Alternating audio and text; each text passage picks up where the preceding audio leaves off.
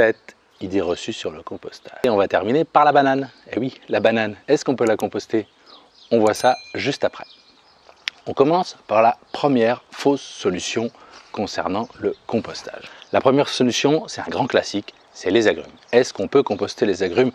Oui, on peut composter le citron, le pamplemousse, l'orange sans aucun problème, sauf à mettre que ça dans le composteur, bien évidemment. D'ailleurs, je vous ai fait une petite vidéo là-dessus, il suffit d'aller voir dans la petite notification qui apparaît là juste au-dessus, et vous allez avoir toutes les informations spécifiques aux agrumes. Deuxième fausse solution, le compostage, ça sent mauvais.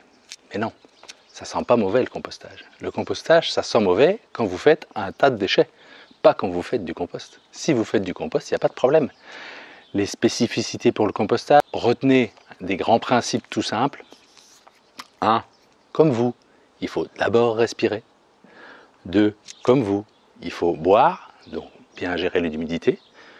Pas d'excès non plus, sinon vous vous noyez, et sinon le compost se noie. 3.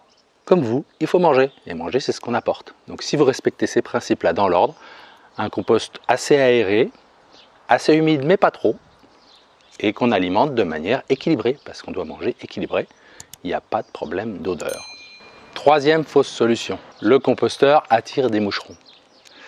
Alors ça pourrait sembler aller avec la solution dont je viens de parler sur les odeurs, mais en fait c'est pas ça. Si les moucherons viennent dans votre composteur, c'est que vous laissez des déchets humides, sucrés en surface. C'est particulièrement le cas l'été, quand on commence à apporter des melons, des pastèques, des fruits, et à l'automne, d'autant plus que les fruits en général sont plutôt présents, en tout cas des vergers, à l'automne. Donc si vous voulez éviter les moucherons dans le composteur, il y a une solution toute simple, c'est que quand vous allez dans votre composteur ou votre tas de compost, on ne doit pas voir les déchets en surface. Il suffit qu'ils soient toujours couverts par un lit de feuilles mortes, par un lit de mauvaises herbes séchées, par un lit de pelouse séchée, ce que vous voulez, mais toujours une couverture dans l'idéal d'un contraire. Vous apportez des choses humides, vous apportez des choses molles, et bien apportez un contraire plutôt sec et plutôt rigide. Le nettoyage de la haie, la taille de la haie par exemple, que vous avez passé à la tondeuse, ou le ramassage des feuilles mortes, ou le nettoyage des vivaces au printemps, tout ça, ça peut permettre d'agrémenter le composteur, de compléter et d'éviter les moucherons. Quatrième fausse solution. La feuille de rhubarbe ne se composte pas parce que c'est toxique. C'est toxique pour qui? Ce serait toxique si nous on la mangeait peut-être, mais est-ce que c'est toxique pour les micro-organismes, pour les insectes, pour toute la vie qui est dans le composteur? Non, pas du tout. Donc il n'y a aucun problème à composter la feuille de rhubarbe. Je ne vois pas d'où vient cette légende. Par contre, vous pouvez l'utiliser autrement. Vous pouvez la mettre en surface de votre sol, autour des salades, autour de tous les petits plants que vous avez, dans un massif de fleurs, parce que ça fait une belle surface qui va empêcher la lumière d'arriver au sol, qui va ralentir la pousse des mauvaises herbes, qui va maintenir d'une certaine façon l'humidité au sol et éviter une hyper insolation, une hyper évaporation. C'est un mini paillage qui va se dégrader très vite, vous allez voir, donc ça se composte très bien puisque ça se dégrade très vite en surface. Donc aucun problème pour mettre les rhubarbes dans le composteur. Autre fausse idée, mauvaise information sur le compostage, le composteur doit chauffer pour se dégrader. Alors c'est vrai que dans les plateformes industrielles, c'est ce qu'ils cherchent à faire. Ils alimentent beaucoup d'air, beaucoup d'eau, ils remuent en permanence pour activer ces bactéries thermophiles qui vont se développer dès qu'il va y avoir de la chaleur. Et en fait, c'est elles qui la produisent, la chaleur. C'est comme vous faites votre footing, et ben, à un moment, vous transpirez, vous dégagez de la chaleur parce que vous consommez des sucres et vous brûlez des sucres. On dit ça littéralement. Et ben, en fait, à l'échelle des petites bestioles, des bactéries qui sont dans le composteur, c'est la même chose. Plus ils vont être, ce type de bactéries-là, plus ils vont se développer, plus ils vont favoriser et dégager de la chaleur. Et on peut monter dans des gros tas de composteurs jusqu'à 70-80 degrés. Dans votre composteur, en général, si ça venait à monter parce que vous faites un gros apport d'un coup, que vous remuez régulièrement, que vous arrosez tout le temps et que vous... En fait, c'est très fatigant de faire ça. Vous pourriez avoir des montées à température jusqu'à 40-45, ça c'est possible. Par contre, c'est pas souhaitable. Pourquoi? Parce que tout ce qui est consommé, tous les sucres qui sont consommés là, c'est autant de nutriments qui vont être dégradés et donc qui ne seront plus disponibles quand vous allez vouloir fertiliser votre jardin. Donc, on préfère un compostage à froid parce que de toute façon, c'est la façon dont ça se passe naturellement dans la nature. Les feuilles mortes tombent des arbres, les brindilles tombent des arbres, sont attaquées par des micro-organismes et finissent par se décomposer et nourrir les racines des arbres pour refabriquer des feuilles.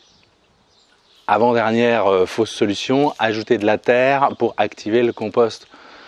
Le compost, c'est pas de la terre, c'est pas du terreau, c'est de la matière organique qui s'est dégradée, qui dans la nature se fait en surface et pas dans la terre. Donc apporter de la terre, ça va rien apporter. On imagine qu'apporter de la terre, ça va permettre d'amener des vers de terre, d'amener des cloportes, d'amener des collemboles, d'amener des bactéries, d'amener tous ces micro-organismes qui vont dégrader vos déchets, mais en fait pas du tout. En fait pas du tout, ils ne sont pas dans la terre, ils sont en surface de la terre. Puisque dans la nature, c'est en surface de la terre que la décomposition se fait. Donc si vous apportez de la terre, ça ne va rien faire d'autre que d'apporter de la terre. Voilà, ça ne va pas du tout activer votre composteur. Et dernière fausse solution, la fameuse banane que j'avais en début de cette vidéo. Ça, c'est une banane, vous la voyez, pas encore consommée. Par contre, on voit ici que ça commence à noircir. Qu'est-ce qui se passe? Il se passe que la peau commence à se dégrader. La peau sert de protection à la banane, mais elle commence à se dégrader. Qu'est-ce qu'on fait dans ce cas-là? On la mange avant qu'elle noircisse, tout simplement. De toute façon, on l'achète souvent pas loin d'être verte. Vite, elle finit de jaunir dans la maison, donc on la mange. Ça, alors la fausse idée, c'est que la banane ne va pas se décomposer dans le composteur. Pourquoi elle ne se décomposerait pas? Ça, c'est une peau de banane ouverte hier. Regardez, elle commence déjà à se dégrader, déjà à devenir un peu brune, déjà à aller vers la dégradation. Et elle est restée à l'air. Ça, c'est pas avant-hier, c'était il y a 3 jours.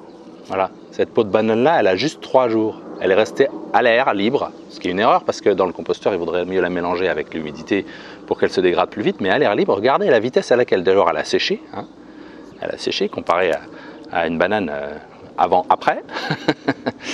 Elle a séché. Et puis, elle se dégrade fortement. Elle se dégrade fortement, elle noircit, les bactéries commencent à l'attaquer, elle est toute molle et elle va très vite se dégrader. Donc, la banane n'est pas un problème au composteur. Voilà, on en a fini avec ces 7 fausses solutions avec le composteur. On garde la banane, on s'abonne, on clique sur la petite cloche pour être notifié des prochaines vidéos et on se retrouve sur Un Bonheur de Jardin. N'oubliez pas de vous abonner, d'aller voir les prochaines vidéos. Je vous ai mis celle sur les agrumes et puis il y en a tout un tas d'autres pour pouvoir gérer tout simplement tous les déchets de son jardin. Allez, sourire!